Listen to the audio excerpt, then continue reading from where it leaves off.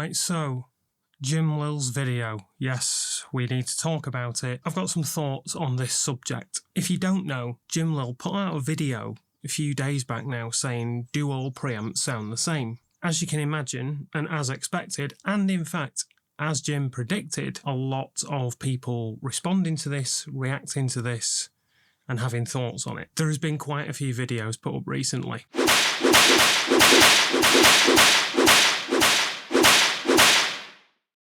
Alright, so this isn't the first time that the internet is going to argue about something like this. A few months ago, when I did the video about the 33609 Behringer versus Neve comparison, the very same thing happened then. You've got polarising opinions on everything. Some people think they sound the same. Some people claim they can hear a huge difference between them. Other people sit somewhere in the middle.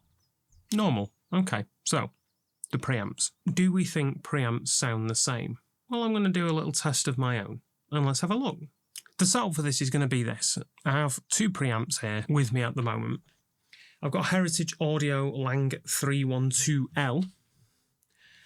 And I have another Heritage Audio 312L. At the time of shooting this video, unfortunately, I don't have multiple different brands of preamps. However, if the internet is to be believed, even two of the same preamp should sound different, subtly different, but different nonetheless. For instance, this is a Heritage Audio, a Lang 312L. Inside here, you have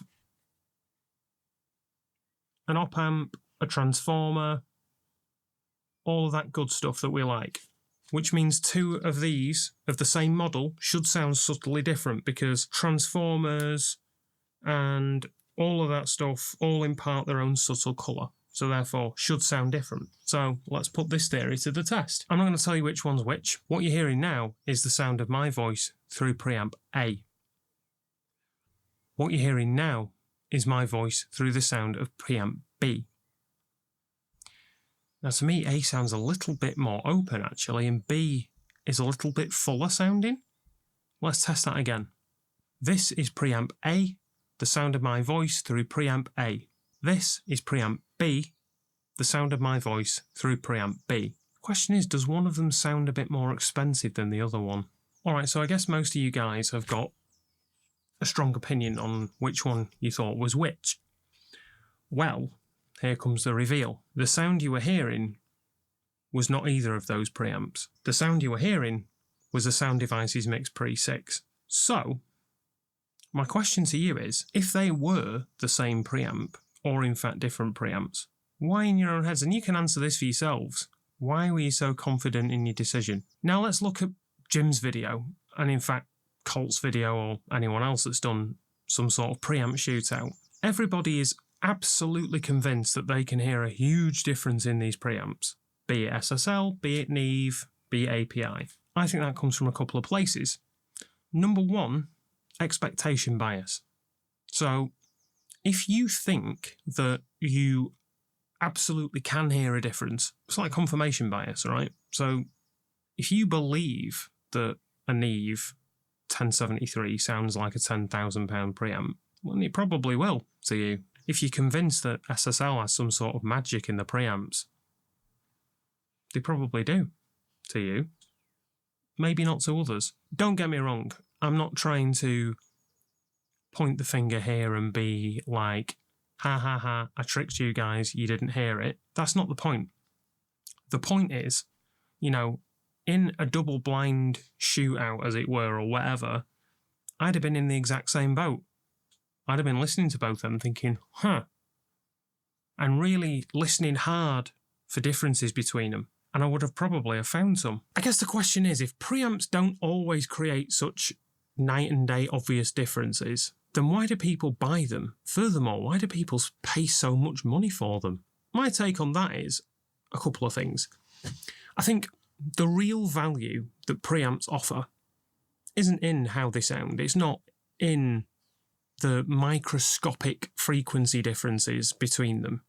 I'm in the middle of the road with this. I think that, yes, I think preamps do sound different, but I don't think it's as night and day as some people will have you believe. I think they're actually a lot closer together than you probably think, with some subtle differences, be it some preamps are faster and more responsive to transients, API for instance. Some preamps distort really nicely and they have a nice saturation to them. Neves, for instance. And so I think that depending on how you utilise the preamp, you can get a different sound out of it. But if we look at the bigger picture, a preamp only has one job, and that is to take a small signal and make it bigger. That's it. That's its only job. It's not a magic box. And the two things that are fundamentally true: one, a preamp is not going to fix a shit mix. End of story. Two, a preamp isn't going to make the artist any better. If you're working with a shitty artist, well, that's what you've got. It doesn't mean that if you plug them through a $10,000 Neve preamp, all of a sudden they're going to sound like a genius. I think that us audio nerds tend to get bogged down in the minutiae of it all and the small details. It's not always that important. I mean, great records have been made with fairly basic gear. That doesn't make the engineers that made those records geniuses or special or wizards. It just means that they've worked with what they've got and they're great at what they do. The second point, brand bias, is a big one. You know, a lot of people are biased towards certain brands. I am. I'm definitely biased towards certain brands. I really, really like API and I really like SSL. I'm not a massive fan of Neve preamps. To me, they sound different. So, cool. Price bias is a massive thing in the hardware world. And we saw that on the Behringer video. If a compressor is expensive, therefore it is better, is just not true anymore. It's not true. Because ultimately, and I had this conversation in the comments section of one of my previous videos, all a hardware unit is a bunch of different components. Resistors, capacitors, tubes, transformers. All of these components are very, very cheap and very easy to source. Generally speaking, these days. You know, this isn't the 1950s anymore, where it's hard to get hold of, you know, transformers. They're all hand-wound, they're all handmade. They're pumped out in Chinese factories these days, and they all sound sonically identical to each other. Plus minus 2% or whatever. They're pretty damn close. And it's repeatable, and it's scalable. Does it cost Neve, you know, $2,000 to make a preamp? No, it does not. It costs them probably pennies to make a preamp. Pounds maybe. Definitely not what they sell them for. SSL? Even more so. API? There's no way their preamps are worth the amount they sell them for. Their prices are wild.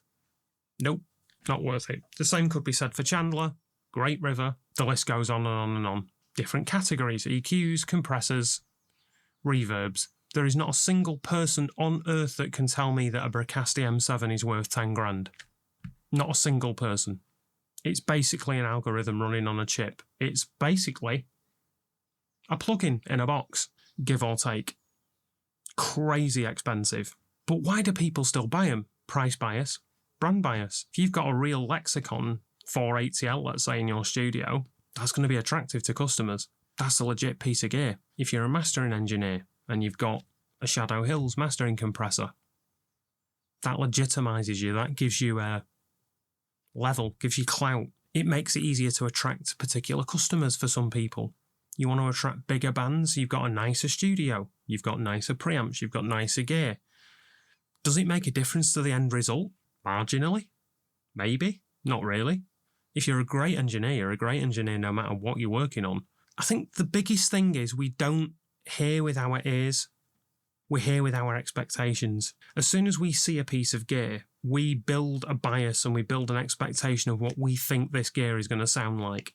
And it either does or it doesn't. And I think that's where the real value in this gear comes from. It's 5 things, I think, really make up the actual value of this equipment. 1, does it inspire you? Putting hands on knobs, turning stuff, that tactile feedback that you get can be inspiring to people. You could own 50 different guitars, let's say. They could all sound largely the same as each other. But how does playing that guitar make you feel? You're always going to have one guitar that's a favourite. You're always going to reach for one guitar before all the others because it just feels better to play. Well, I guess outboard gear is the engineer version of that. You know, we're going to have particular pieces of gear that just feel good to use. Be it big fat clicky knobs or nice tactile button pushing. You know, alright, some of the lower end gear, Behringer, can feel cheap. And that's because it is cheap.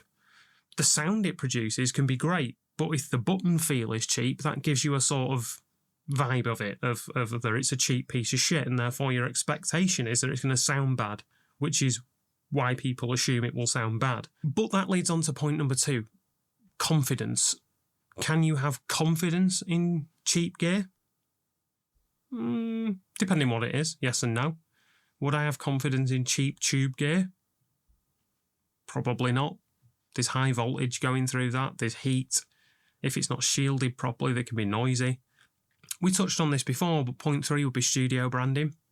You know, are you the master and engineer that has the Shadow Hills, or, you know, the SPLPQ, or whatever it may be? It can definitely help with that. Client perception, big one. We talked about this before. Massive one.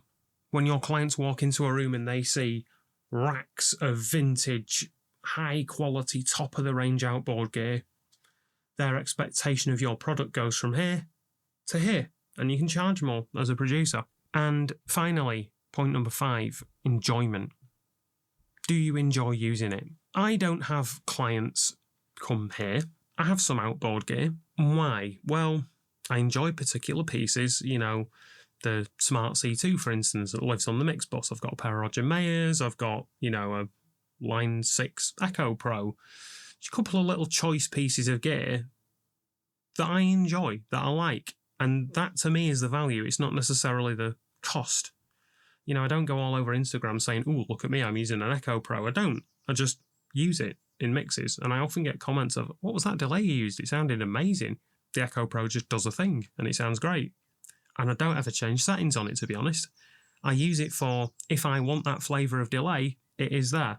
The final thing to answer is, do preamps sound different then? What have we come to know? Maybe. Sometimes. Maybe not. Who cares?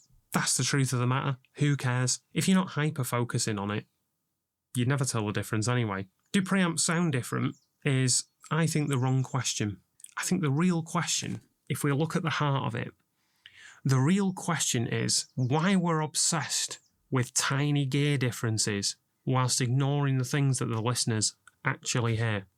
That to me is the biggest deal. The things the listeners actually hear. What interests me, and I think I'm hoping that throughout the course of this video, I've kind of proven this point, but what interests me is why we're so certain we can hear differences in things, or we can hear certain things when we don't even know what we're listening to. I'll leave that one with you. See you next time.